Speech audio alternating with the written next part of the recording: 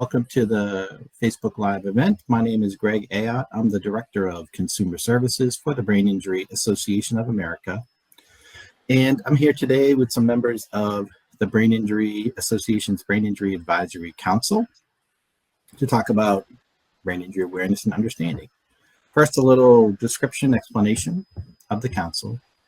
So the Brain Injury Advisory Council is a group of survivors that works collaboratively to meet the mission of the association. So they work together to increase awareness and understanding about brain injury in many different ways, some kind of just in their own backyards and some kind of collaboratively together.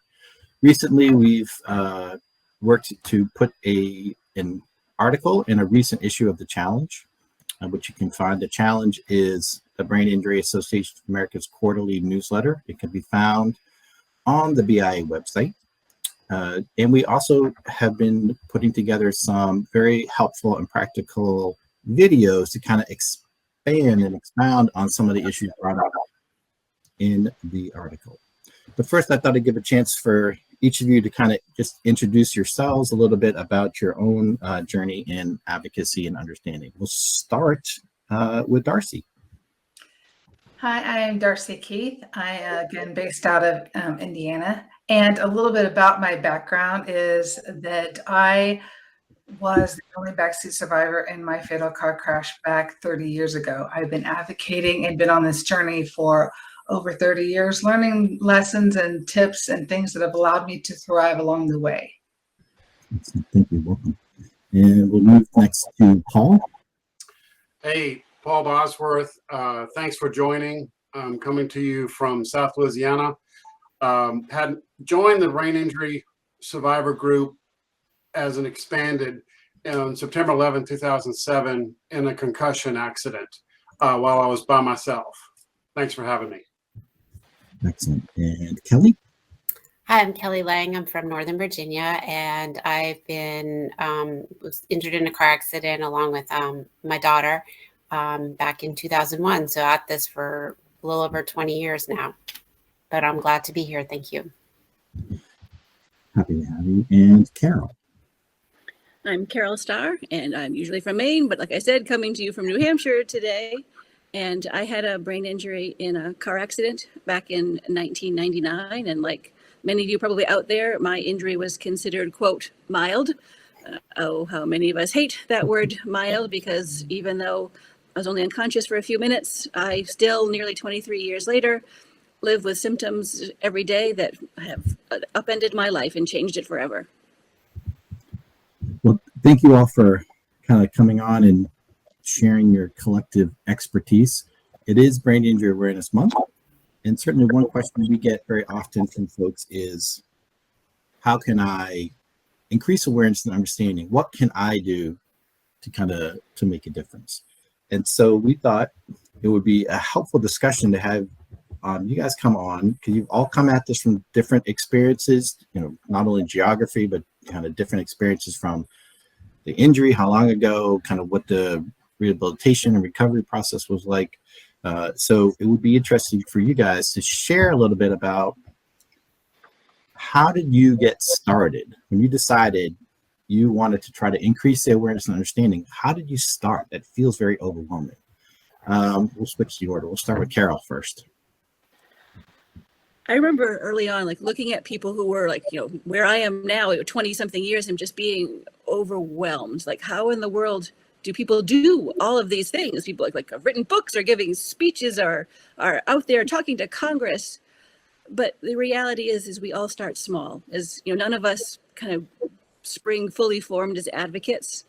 For me, it was, maybe roughly 4 years-ish post-injury, because my early years, like for many of us, they were awful. They were about learning how to live as a brain injury survivor, how to manage my injury.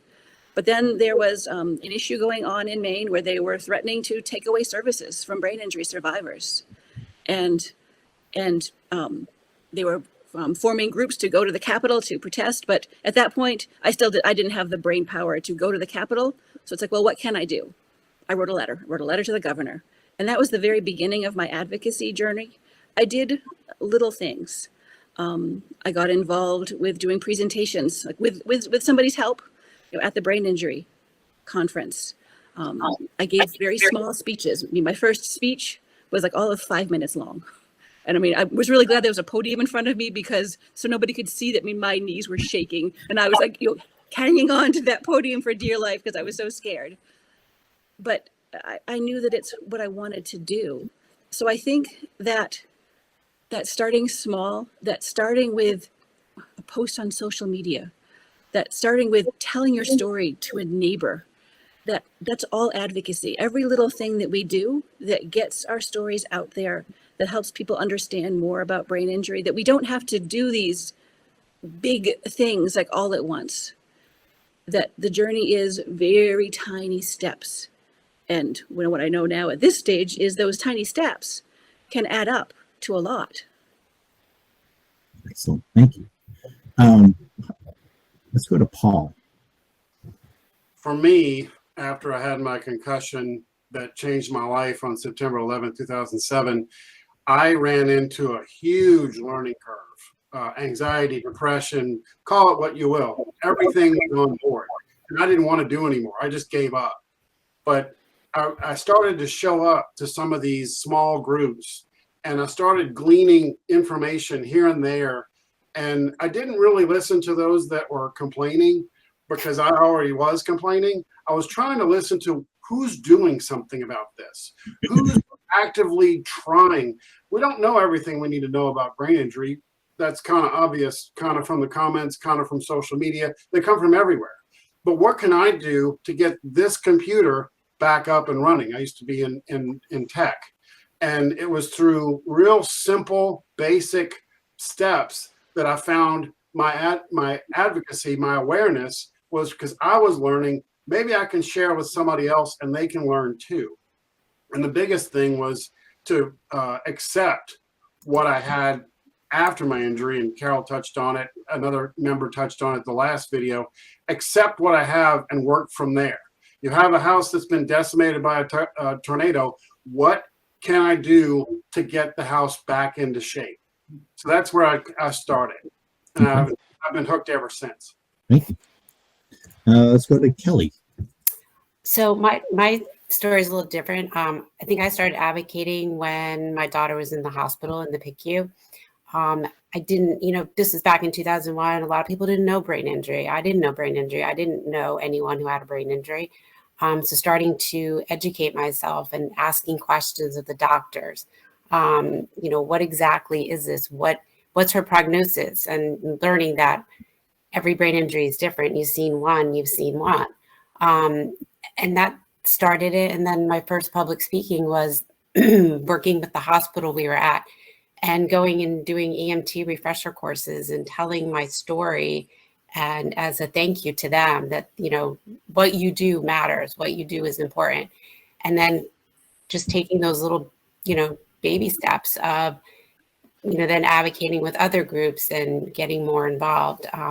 It was my way to give back. And it was also my way to find a niche for me that I could work with, after my injury, because my daughter's injury came first in my mind, and then my recovery came after hers. So I was advocating all along, but just learning more about both of them because they were very different. Mm-hmm. And Darcy. I think, like Kelly, mine started small. When I was injured, I come from a very small rural community. And my dad's idea of brain injury was that I would be in a vegetative state for the rest of my life. So from a small community perspective that hadn't had that much exposure to brain injury, first it was educating my family, which I think a lot of folks out there, their family members don't know what brain injury is about. Then from my brain injury, from my family, it spread through my community, and I got some publicity from that, just educating my fellow community members as to what it's like to experience a brain injury. Then when I moved away and became more of a career person, I then joined a support group, which actually in a rural community, there wasn't a support group. So when there was one, I joined that. And help educate other families as to what it's like to experience a brain injury, because unfortunately, their individual that they're caring for may not be able to express it as much. So I then went and helped with a support group, and that again led to additional opportunities to share. All right, I'm going to ask an off-the-cuff question. We've had a few comments about this, and I get this a lot when answering calls on the 800 line. For families that are struggling to understand the injury, we get this a lot, right? The families think, right, either you're never going to get better, or you should be fine. What's your problem, right? There's two extremes. So you find it's helpful to have somebody else besides the person with the injury give that message to the family. I'll say that my experience has been when the person with the injury tries to share information with the family, it's instantly discounted. What do you know? You're not an expert. But if they hear it from other family members or other people with brain injury who might be further down the road of recovery, that holds weight. That, to me, this has been my experience, that gets at least the attention of the family. It doesn't necessarily magically change their beliefs or their perceptions, but it at least gets them to listen to the information. I'm just wondering if that has been an experience you guys have seen as well in your work talking to others. I'll ask Kelly first. I know Kelly's done a lot. Okay. Yes, I think that educating the family, Darcy brought up a great point, is key. Again, people don't understand. They either look at actually all of us sitting here. We all we don't look like we had a brain injury. We all look like your average person, and so people just assume that we're okay, or that if we just work harder and try harder, we'll get better. And it's not like that. And it's trying to explain that, don't judge a book. Yeah. Oh, she might have lost her internet for a second there. I'll jump over to Paul.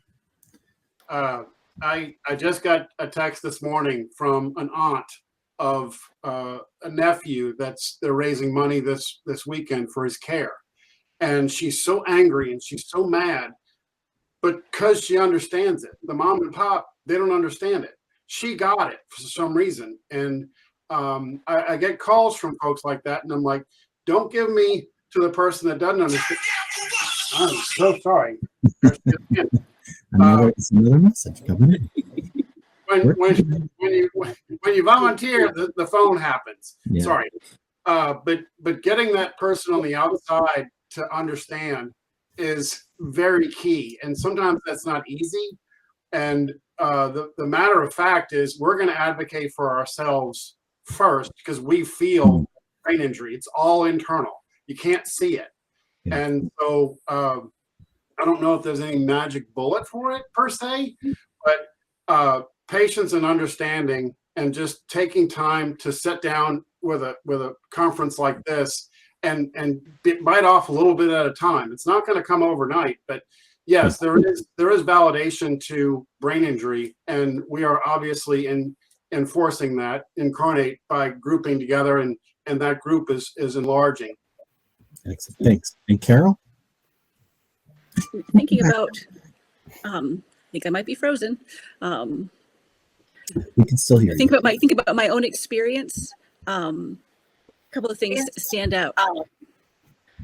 That when learning how to be vulnerable with my injury was something that I needed to learn how to do with my family. That I could tell them about things, and they probably maybe didn't believe me, but when they actually saw how the brain injury was affecting me, then their eyes were open. Because in the early years, I tried to hide a lot. I would tell them, but they didn't necessarily see it. When they saw firsthand how things affected me, one of the vignettes that comes to mind is I used to have Sunday dinner often with my parents, and they would cancel, I would cancel.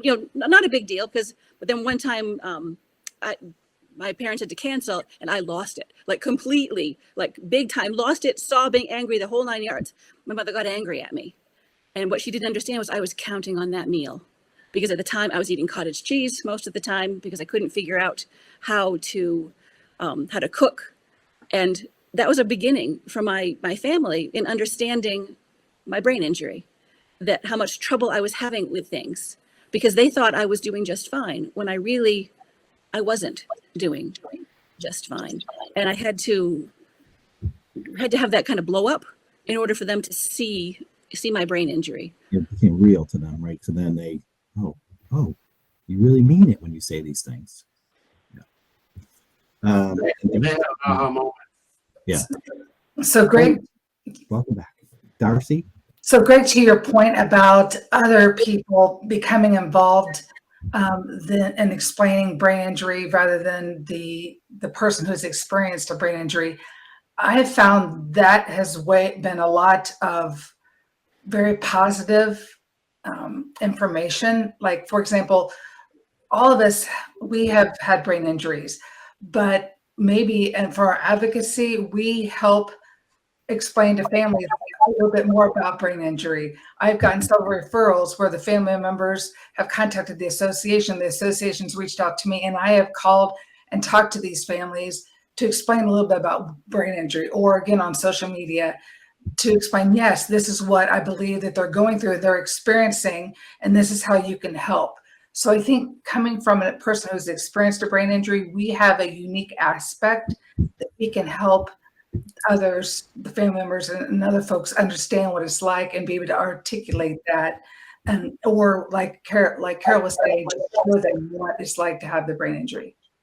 Yeah, I think that's very true. Very getting that validating info, right? Some realistic, I guess, information, for lack of a better term, right? From somebody who's lived it, can be very powerful and helpful for both the person with the injury and the family to understand that, one, they're not alone, right? And two, okay, all right, we can start to wrap our heads around it. All right, so that kind of leads into the second. My apologies for getting a little off topic, but that kind of leads into the second question, which was more of what some tips or advice that you might offer somebody looking to kind of increase awareness and understanding in their own community. So how does what's the thing you would tell them to start with? The thing to do or not do? We'll start with Paul. Seek a support group or church that you can connect with. It won't be the first one. It might be the second one. You might have to create a support group, which I did in my community, and lean into it. By lean into it, I mean put the information out there, and just keep putting the information out there, because the rote or the norm is to say you're supposed to just get over this, stop talking, and that's not the case. The case is it's more prevalent than we imagine, and pick the person that you want to tell about your brain injury. Don't necessarily tell everybody, because I sure did for the first 3 years, and found this group. And I found this group. This group is very important to me because it allows me the opportunity to not only get better, but to grow inside of the advocacy that I've chosen to take on myself. If that makes any sense, it's a choice, but make sure you lean into it, because there's going to be people that brain what? I don't understand. That happens all the time when I ask to have our meeting at a church. Brain, I'm sorry, what did you just say? So lean into it, be patient with it, be deliberate with it, and keep going. Okay. Kelly. I would say, to be honest, I mean, for a long time, I didn't talk about mine. I just didn't feel like talking about it, but I would talk about my daughters. And then I realized, you know what, I have to teach her that she shouldn't be ashamed. I mean, it's something that happened to her. It's not something she did. And realize that I need to do that for myself. And again, starting out small, like, support groups are great. Talking to a small group of people, trying to, and I agree with Paul, sometimes you go in and it's just the complaint, but try to talk about different strategies they use. Try to talk about, come together and try those different strategies. They're not all going to work. And you have to really, it's a give and take. And finally, you're going to find even that one little one that works for you. But you have to be persistent and and just keep going at it. Each day there's a little bit more, and you're going to have your days where are not good days. And that's okay. Everyone has those, brain injury or not. Very true. Darcy. I think I agree with what Paul and Kelly are saying. And sometimes, like coming from a rural community, there was no support group. So what do you do next? And fortunately, through the internet, we now have a lot of virtual support groups. So I'd encourage one, join a virtual support group, or maybe a state association would have a list of support groups that you can join on there virtually also. I would also encourage Facebook groups. That's a good outlet to connect with others, to explain like what you're going through, get tips and tricks from some of those folks as well. So Facebook groups or social media are very important to connect with other survivors. Excellent ideas. And Carole. I think in addition to what everybody has said, I think part of advocacy is learning how to tell our stories. That we all have long brain injury stories from the beginning that we were injured, from everything that we've gone through. But when we're advocating, we don't necessarily need to tell the story from beginning to wherever we are in the journey right now. Usually we only need to tell a little bit of it, depending on who our audience is. So I think advocacy is learning to tell, well, what part of my story do I tell? How much do I share with somebody? How much do I disclose about my brain injury? What's most helpful for the person that I'm talking to hear? Because advocacy is less about us and it's more about the other person, more about sharing what we've been through for the purpose of educating somebody else. I think a lot of us, we go through that stage of, we tell our story because we need to tell it for ourselves, because we are trying to make sense of what's happened to us. How has my life changed? What am I going to do? Then advocacy is using our story to help other people. And there is a switch that happens there. So I think that learning how to use our stories is a part of being an advocate. That's a really good point. It would seem like all of you have talked about the importance of having some type of support network in some way, shape, or form, that the advocacy and doing awareness doesn't happen. You don't have to be out in the wilderness doing it on your own. Like find your people, right? Find your people that can support you, that you can learn from, that maybe you can teach a few things to, and see where the opportunities are kind of in your own backyard, right? What, as Paul said, he started a support group because there wasn't one.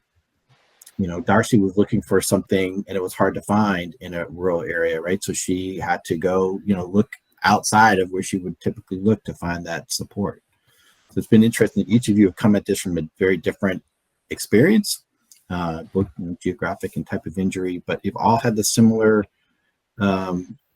idea of trying to get that support to help you as you begin. So I think also the other question we get is more existential. Why should I be doing this? Like it's hard to see the outcome of the effort sometimes. So I guess the question, why do you think that awareness, working to increase awareness about brain injury is helpful or worth it? I'm going to ask Carole first. I think this is a marathon. It's not a sprint. It's not. You don't get to you tell one story. You get one outcome. It is something that builds over time. And for me, I think the reason that I do this, the reason I think it's important is, brain injury was a pivotal moment in my life. I mean, I can date everything in my life to pre-brain injury and post-brain injury because everything changed for me in that moment. And I want to use what I've been through to make a difference. I want to say, well, can there be some purpose? Can there be some value? Not that I ever would want to wish brain injury on myself or anybody else. I wish it never happened, but it did. So now what do I do with it? how can I use what I've been through? How can I use this experience to help others, to make the journey easier for other people too? And so that's why I think for me that this is an important journey, that when I was new at this, there were long-term survivors who helped me along the path. So now that I'm a long-term survivor, it's a privilege for me to be able to help other people along the path and to continue to advance the cause. Excellent. Kelly. Jumping on like what Carole said is one, I believe that every time you talk to someone, you're learning something new yourself, and you're also educating them. My big thing was always education. No one really knew about brain injury, so I kind of felt like it was my job to teach them what it is, what you can do, what are the effects of it. And I'm not going to change people's mind the first time, and I might not even change their mind after the 100th time, but if I can touch one person, that I've done a really good job. That's how I go into it. Okay. And Darcy? I think one of the reasons why I have been so passionate about advocacy is the misconception about brain injury, but how I was treated after I shared with someone I had a brain injury. I have received all sorts of looks, like their eyes have gotten so wide when I told them I had a brain injury and they didn't quite understand what it was, or just people being condescending, thinking I wouldn't understand something because of my brain injury. They're just how people have treated me since they've learned I've had a brain injury. That is what fuels my passion to share with others what it's like to understand and how to treat people that have had a brain injury, because again, we didn't ask for this, but we may have deficits. I say that it's like we're in the same ocean, running the same storm, but we're in different boats. So one boat may be different than the other, and it's explaining how that boat is a little different and how we experience a little different. So that way the survivor won't be treated differently. We still have dignity. We're still human. There's a lot of things to us that we're just changed a little bit, possibly. So that was my feel, was not being treated differently or in a condescending way. Okay. Yeah, so each of you kind of touched on this, the importance of knowing that efforts to increase awareness and understanding, you don't always see the results of the effort, right? And we know that every effort is not productive, right? You may not be able to change the minds or perceptions of somebody by sharing your story or information, or other folks. It's just not there yet. And that it's a marathon, right? As Carole said, it's a marathon, not a sprint. That this is, the awareness is an ongoing issue.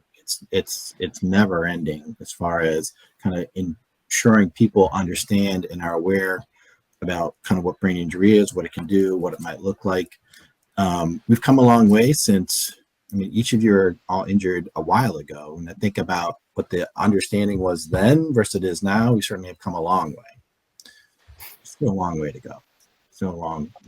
But I'm looking at too some of the comments and the questions that have come in. A lot of folks have thanked us for kind of coming on and sharing your story, as well as kind of validating, reinforcing the importance of getting support in whatever way, shape, or form. So if people have come up with questions after, they're more than welcome to contact us at the Brain Injury Association of America through our 800 line or through email. Can certainly work to connect you with information and support in your area.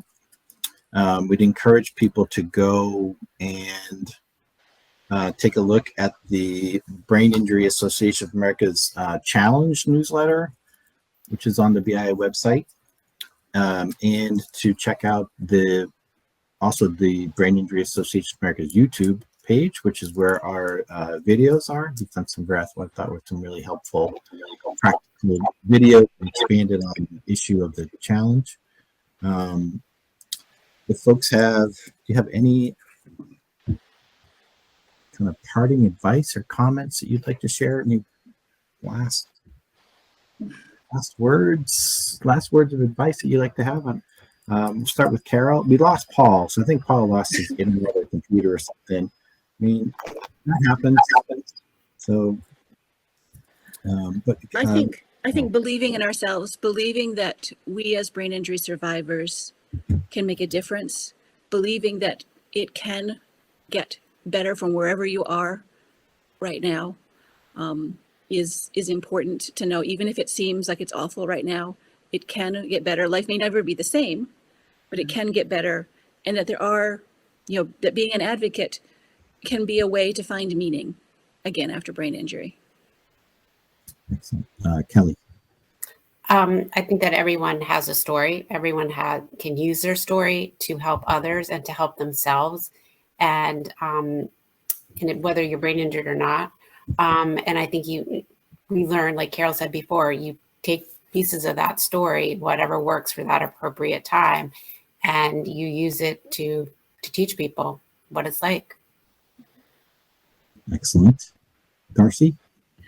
I think Kelly and Carole have covered it well in the advocacy piece. And I would just like to encourage others that keep trying and celebrate every little success. If you are working towards something, or if you just see an improvement, whether it be your stamina, whether it be reading, whatever challenge you're facing right now, and you see some improvement, celebrate that success because you are on the right path, and keep trying your best, and celebrate that, because it is a difficult thing to do, this journey, but celebrate the success and keep at it. That's a really good point. Well That's said. a nice point to end on. Well, thank you all for kind of coming, sharing your collective wisdom and expertise today. Thank you all for coming and participating. Again, you can always email or call if you have more questions. This will be recorded. It will also be available on the BIAA website, as well as the YouTube page. You'll be able to check it out there as well. So thank you all for coming today.